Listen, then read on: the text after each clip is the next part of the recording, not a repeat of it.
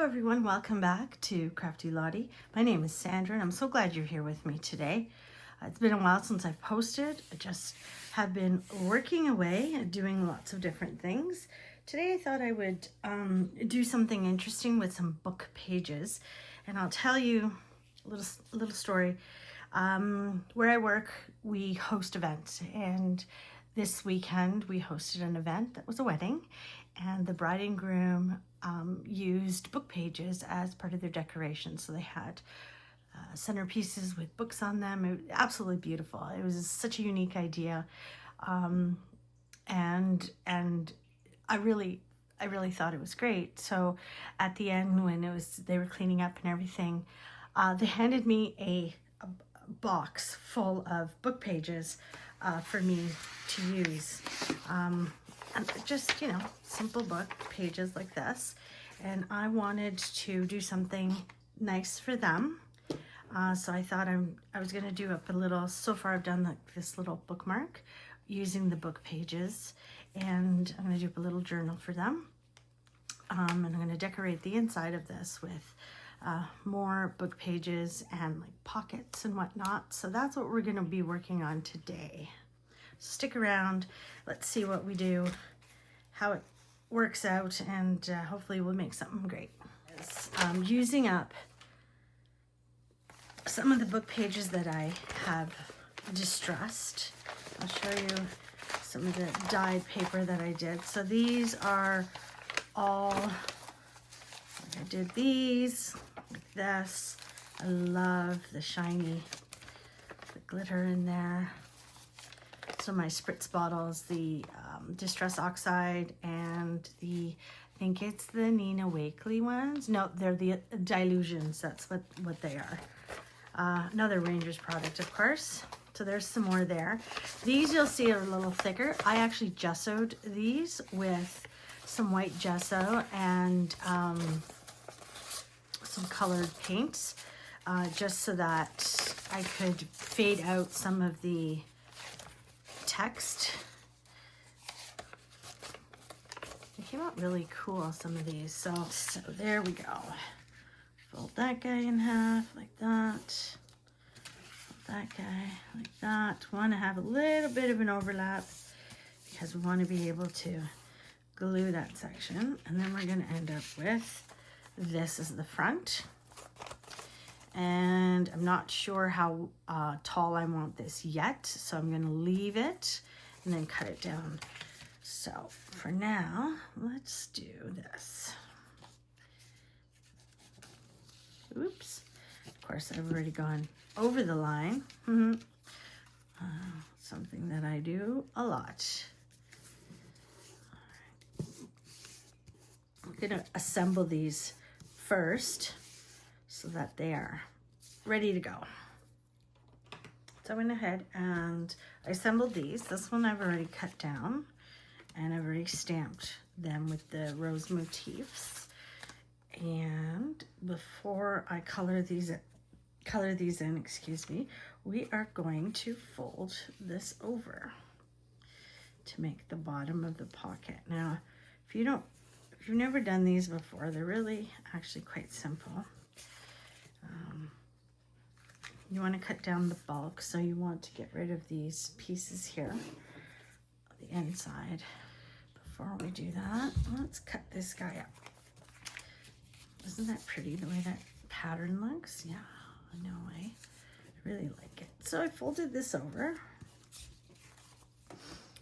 Once again, I'm going to snip and snip. That with you, and then I can also do this. Go the other way, and then this is another way you can do it, and just chop it off like that, or use a knife, whatever you like. There we go. And that is now going to go like this, right here. Just close it up. Not sure do in the front yet, in terms of a pocket, in terms of with the insert hole or whatnot. This might be interesting. Try that again. Let's do that. There. I don't think I'm going to corner around this one. I'm just going to put the hole in it, and we're going to go from there. Oh, this is a smaller one. Once again, find the center. I know, I say this like, you know, you should know this, even though I don't. I forget a lot of times. We eyeball a lot of things. Okay, that's gonna go like that. Put that in there as well.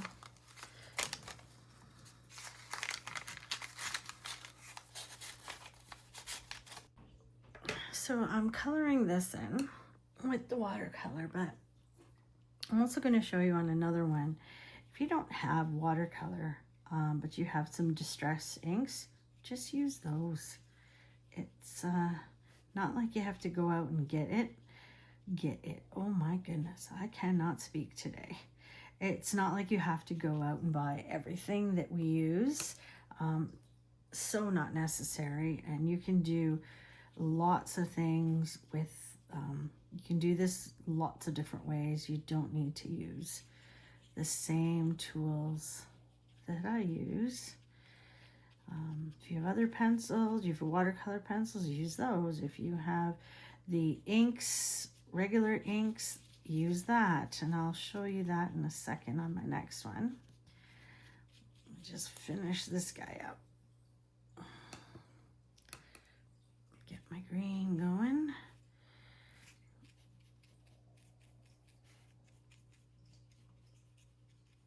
Now the only real difference, so you know watercolors tend to be more transparent. They're a little bit more delicate. As opposed to the gouache is opaque, we know that. And the when you use the distress ink, that'll be transparent. When you use the distress oxide, it will be more opaque or dries a little bit more opaque-ish.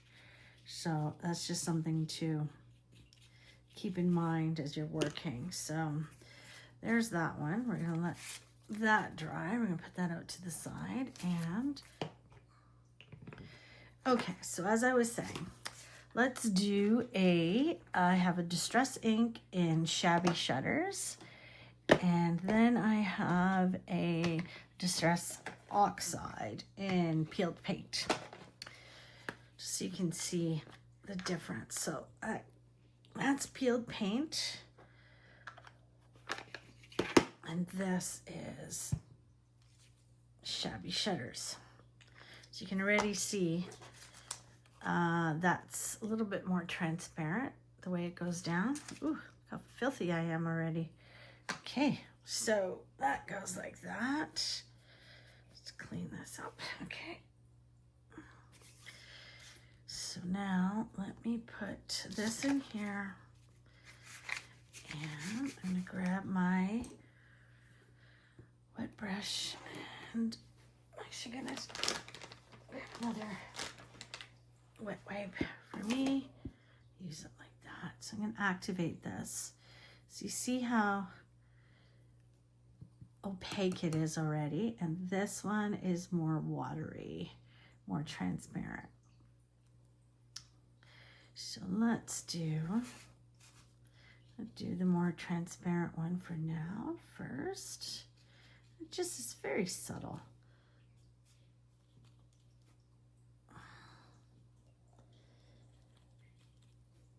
It's not anything crazy in terms of color, which is nice. All right, now let's grab our oxide. This, when it dries, is going to be a lot more.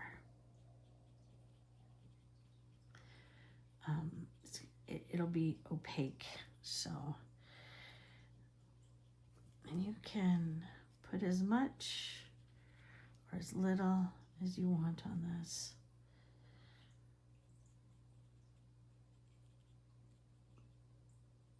But that is, you know, the big difference between the oxides versus the inks. Just the way, well, the oxide oxidizes when it gets wet. So it changes its properties in a way. I'm not a scientist, so I just go with the flow. Okay. And the nice thing too is I know you can mix things up, which is nice. So if you want to add more colors, if you don't have all the colors, the same ideas apply as, you know, regular color theory. You know, if you mixed red and blue, you should get purple. Okay, and that, and that. Okay, so that is my green. Get rid of you. Such a shame. I could have done something with that, but I didn't think. And then I have festive berries. Okay, that is red, like that. But I'm also gonna grab, I have Victorian velvet. Let's see what we can get out of here. Ha! Lots of pink. So there's the pink, and there it is mixed with the red. And I just made my own thing because I can.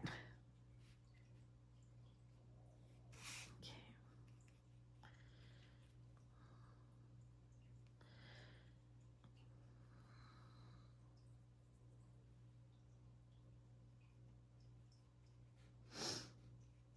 So I'm really using that darker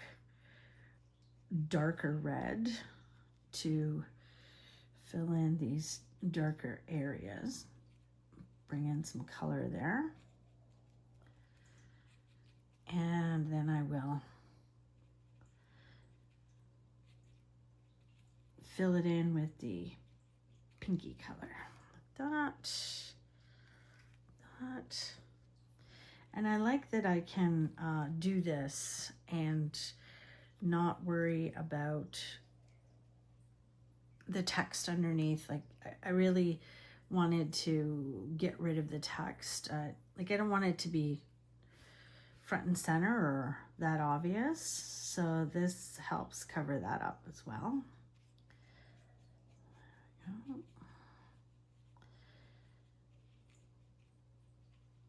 And as soon as you go over the other parts, it'll blend because it's like a watercolor we're doing. Right.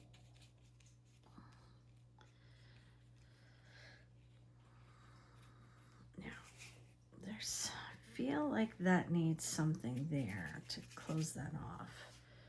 1 second.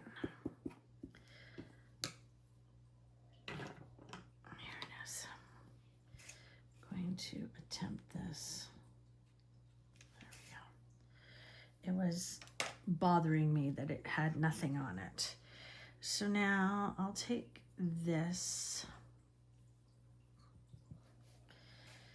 And sometimes it's nice to kind of go around, just to add a little bit of interest to it.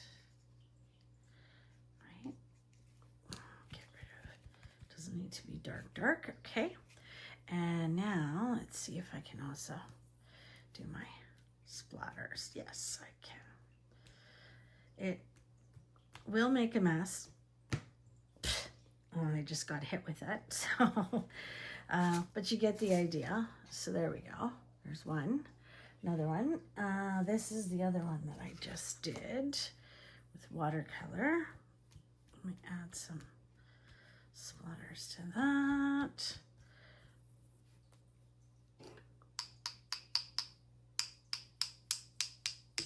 Obviously, if I was using a fatter brush, it would work a lot better. All right, those are done. And So I've done these up, the pockets. I have another one here that I'm just gonna leave for now because I only need 2 for the book. I think they came out really cute. This rose though is looking like he needs a little bit more something something. So I'm going to do a little bit of gold ink, just super, super light, nothing major, just to define it a bit more, because I did use, it was a little bit more opaque than I would have liked it to be. So just using my gold, this is a Signo pen, I think they're called. It's a Uniball Signo, yeah. I've got a few of these. I've got gold, copper, white, silver, and I do enjoy using them. Do my leaves here, right like that. Again, nothing too elaborate, nothing fancy, just giving it some definition there. This one I like here. Put that one in the back, and that one's gonna go in the front. So let's put this guy in the front first. It's always, why does this happen? If you don't use it, you top it, it stops working. It's like it needs air pushed in there or something. It's bizarre. Again, not a scientist. Don't understand some of this stuff. Physics. It's simple physics, is it? Okay, I guess it is. Right to the top here, because I don't want to be able to do that. All right, that's gonna go right there, right to the edge, like that, and like that. There we go. That's gonna go like that.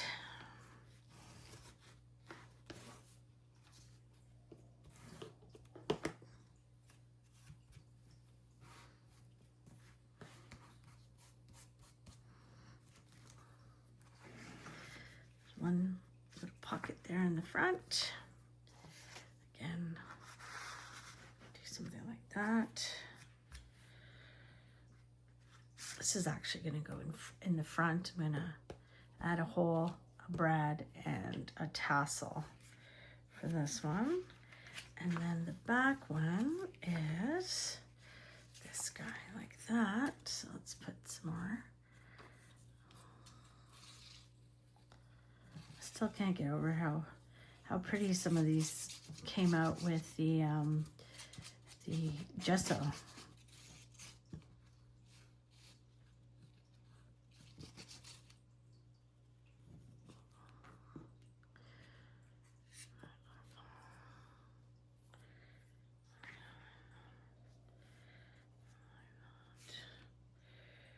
Okay.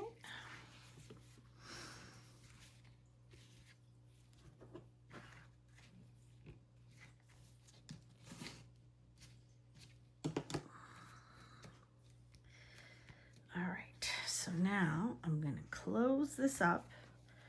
We've got a front pocket. We've got that pocket. I've got